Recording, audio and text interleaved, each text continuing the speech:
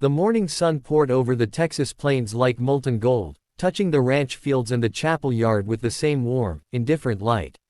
The McAllister Ranch had seen many gatherings before, cattle auctions, harvest feasts, even funerals, but never something like this. The wooden benches creaked under the weight of neighbors and townsfolk who had come from miles away, more out of curiosity than celebration. A wedding on the ranch was news enough, but a rancher marrying a deaf woman. That was the kind of thing folks talked about for weeks. They came in wagons, on horseback, even on foot, dressed in their Sunday best. There was excitement, but it was the kind that tasted of gossip, not joy. Old Mrs. Klein fanned herself with her hat, her voice carrying just enough for nearby ears. "Bless her heart," she whispered, her tone dripping with pity. "She can't hear a word he says. Poor Caleb must have lost his sense to marry her." Her companion, a thin man with a face like weathered bark, chuckled. "Man like him could have had any woman round here. Guess he wanted one who wouldn't talk back." Laughter rippled through the small crowd. It wasn't loud, it didn't have to be. It floated like dust through the air, settling where it didn't belong. The preacher stood by the wooden archway wrapped in wildflowers, glancing nervously at the faces before him. Caleb McAllister stood beside him, straight-backed and silent, his hands clasped in front of him.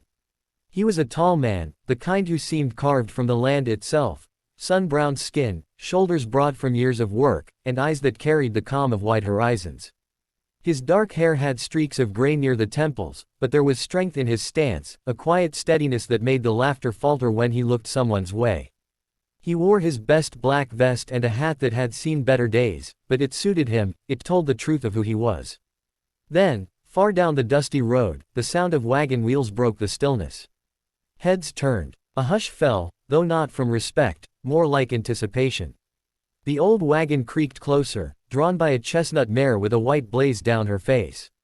When it stopped, the door opened slowly, and Lila Grace stepped down.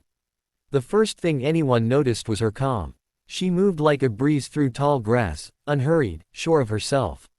Her white dress wasn't fancy, the lace on the sleeves was hand-stitched, uneven in places. But she had made it herself, and every thread spoke of patience and care. Her dark hair was pinned up with wildflowers, and her blue eyes shone with something so honest it almost hurt to look at. She paused, taking in the faces around her. She couldn't hear the murmurs, the whispers, the faint chuckles that stirred like insects at dusk. But she could feel them, the shift in the air, the way people looked and then looked away too quickly. She smiled anyway, the same soft, brave smile she'd given Caleb the first day they met. Caleb stepped forward, his boots stirring the dust, and extended his hand. When she reached for it, his other hand brushed against her palm, tracing 3 quick movements over her skin. It was their sign for, "I'm proud of you." She nodded once, her eyes bright, and squeezed his hand back. The preacher began to speak, his voice booming a little too loudly. "Dearly beloved, we gather here today." Lila's gaze followed his lips carefully. She had learned to read words as shapes, to make meaning out of motion. Caleb had spent long nights helping her, mouthing words slowly by lamplight, smiling whenever she got them right. But now, standing before the crowd, the sunlight too bright, her nerves trembling like leaves, it was harder. The preacher's lips moved quickly, she caught the rhythm but not all the words. "Someone," snorted from the benches. "She don't even know what he's saying," a man muttered, and another laughed under his breath. Lila's hands twitched, and she looked down, her eyes stinging. Caleb felt her flinch. His jaw tightened, but he didn't turn yet. Instead, he reached out, brushing his thumb over her knuckles. She looked up again, and he mouthed slowly, "It's just us." When it came time for the vows, the preacher handed Caleb the ring. Caleb's voice, low and deep, carried easily through the warm air. "With this ring, I give you my hand, my home, and my heart." Then it was her turn. She held the small silver band carefully, her lips forming the words she had practiced 100 times before. "With this ring," she began, her voice soft but clear. She hesitated on the next part, missing the preacher's cue. The pause stretched too long, and laughter bubbled up again from the back rows. Caleb's head snapped up. The laughter stopped abruptly when his eyes met theirs. "She doesn't even know what's being said," someone hissed, but quieter this time. Lila's hands trembled. The ring slipped, almost falling, but Caleb caught it effortlessly, holding it between his palms. For a moment, the two of them stood there, the rest of the world fading away. He didn't need to speak, his expression said everything. He guided her fingers gently, steadying them as she placed the ring on his hand. When the preacher finally said, "You may kiss the bride," Lila didn't hear it, but she saw the words leave his lips. And before she could react, Caleb leaned forward, his hand at the small of her back, and kissed her softly. The crowd shifted uneasily. Some smiled because it was polite, others whispered behind their hands. But Caleb didn't care. Neither did she. In that kiss, the world grew silent, not because it was without sound, but because, for once, it was without cruelty. When he pulled back, his hand stayed at her waist. He turned slowly to face the crowd. His voice, when he spoke, rolled low and quiet, but it cut through the air like a blade. "Enough," he said. Just one word. It carried weight, years of work, of loss, of love that didn't need proving. "You came here to laugh at her. To mock what you don't understand." He looked around, meeting eyes that quickly turned away. "You think she's broken because she can't hear you. She feels more than any of you ever will." The preacher froze mid-breath. The guests went still. Even the cicadas seemed to quiet. Caleb turned back to Lila, lifting her hands to his chest so she could feel his heartbeat. He signed slowly, "You are my home." And though she couldn't hear the words, she understood them completely. The sun dipped lower behind them, the light turning copper and honey. The crowd, subdued now, said nothing. Somewhere in the distance, a hawk cried out over the plains, the sound sharp and solitary. And for the first time that day, silence didn't feel cruel. It felt like peace. Caleb leaned close and whispered against her hair, letting her see the shape of his words. "You're not the one who can't hear, sweetheart. They are." And as they stood there, two figures wrapped in golden light, the world around them seemed to fall away. The laughter, the judgment, the noise, it all vanished. What remained was a love that didn't need to be heard to be understood. The sun had begun to sink behind the hills, bleeding gold and crimson into the horizon. The guests still lingered near the ranch house, though the earlier chatter had dulled into uneasy murmurs. The laughter that had filled the air before the ceremony was gone now, leaving behind a strange quiet that pressed on everyone's chest. The smell of grilled beef and wildflowers mingled in the air, but even the scent of celebration couldn't mask the weight that hung over the crowd. Lila sat on the wide front porch, her wedding dress gathered neatly around her legs. Her bare feet rested on the cool wood, her toes tracing invisible shapes in the grain. She could feel the vibration of music through the boards beneath her, the distant fiddle, the soft strum of a guitar, but she didn't move to the rhythm. The sound didn't reach her, but the feeling did, faint, trembling, like a heartbeat buried deep in the earth. Caleb stood a few steps away, his hat tilted low as he talked quietly to the ranch hands. Every now and then, his eyes flicked toward her, just to make sure she was all right. He could read her moods better than most men could read words. And he saw the way she sat too still, her fingers folded tightly in her lap, her gaze distant. He excused himself and walked over, his boots scuffing lightly against the porch. He crouched down in front of her, his shadow falling across her lap. Gently, he touched her arm so she would look at him. When she met his eyes, he signed carefully, "You okay?" She nodded after a moment, though her eyes shimmered with something unshed. Her lips moved, barely forming the word, "Fine." He sighed, his hand brushing a stray curl from her cheek. "They don't understand," he signed. Her expression softened, but she shook her head slowly. She signed back, "They don't need to." Then, after a pause, her hands hesitated before adding, "I'm used to it." That last part made something in Caleb twist. He stood abruptly, his jaw tightening, and looked out over the yard where the townsfolk milled awkwardly near the tables. They laughed now and then, but the sound was brittle, forced. A few stole glances toward the porch, shame flickering across their faces before they turned away.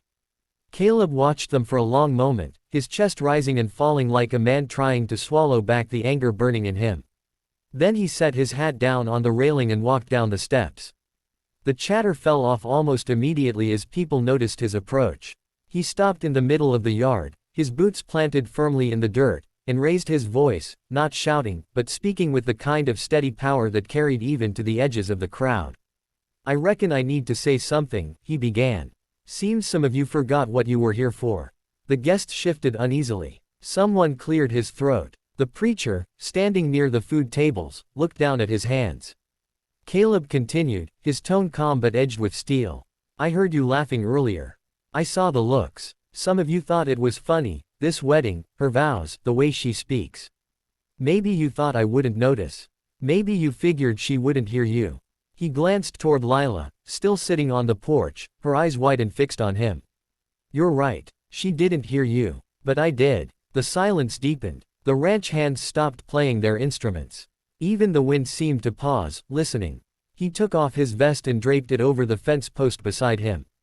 You think deafness is weakness? Let me tell you something. I've known strong men, cattle drivers, soldiers, farmers who bled this land dry, but none of them, not a single one, had half the courage she does. He pointed back toward Lila, his hand steady. That woman's heart has more grit than every man here put together. She doesn't need to hear words to understand truth. She doesn't need your noise to know kindness. She feels it, right here. He pressed his palm over his chest. And she's better than all of you who laughed. The crowd was utterly still. Someone near the back, a young woman in a yellow dress, lowered her face, shame reddening her cheeks. A man muttered, Caleb, we didn't mean, but stopped when Caleb's eyes found him. You didn't mean. Caleb repeated softly, dangerously. Then maybe start meaning something now. He turned back to the porch, raising his hands to sign so Lila could follow every word. When my father died, he signed as he spoke aloud, this ranch was falling apart. Roof caved in, cattle sick, bills stacking higher than I could pay. I worked, till my hands bled. I was ready to give up. He stopped for a moment, his voice thickening. You know who showed up. Not a one of you. But she did. Came walking through the rain, no coat, no umbrella, carrying a basket of bread she'd baked herself. She couldn't hear the storm, but she saw it, saw me. And she stayed. Helped me patch the roof, feed the herd, tend the sick calves. Worked through the night without complaint. He turned to face the guests fully now, his voice rising. That woman doesn't need to hear thunder to know it's coming. She doesn't need words to speak love. She's lived her whole life in silence, and still she's more alive than the rest of you who can't stop talking long enough to feel anything real. A long, heavy quiet settled. Lila had risen from the porch and now stood at the top of the steps, her hands trembling as she watched him. Her eyes shone in the fading light. Caleb met her gaze, softening instantly. He walked back toward her, every step deliberate, and when he reached her, he signed slowly, they don't deserve you. But I'll make them see. She smiled, just barely, her lips forming the words, you already did. Caleb turned back to the crowd one last time. She doesn't hear music, he said, his voice steady again, but when she moves, the world dances with her. I don't need her to hear me say I love her, she feels it. Every word, every day. He paused, letting his words sink in.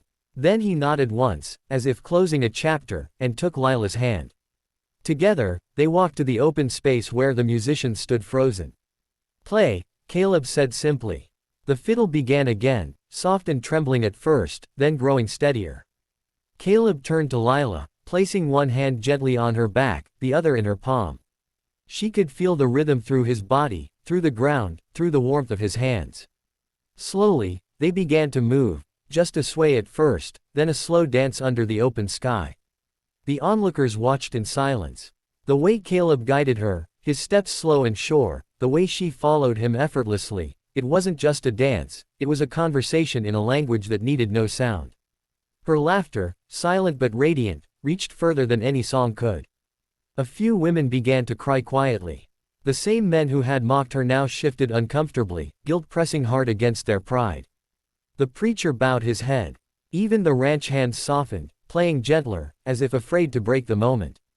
When the music ended, Caleb kissed her forehead and whispered something she couldn't hear but understood from the shape of his lips, always you. She smiled and signed back, always us. As the evening deepened and the stars began to prick the sky, the ranch yard slowly filled with a different kind of silence, not one of pity or scorn, but reverence. For the first time, the people of that small town saw what love truly looked like, quiet, patient, fierce enough to silence a crowd. And though Lila could not hear the world's apology, she could feel it, soft as the wind that brushed her cheek, honest as the man who held her hand.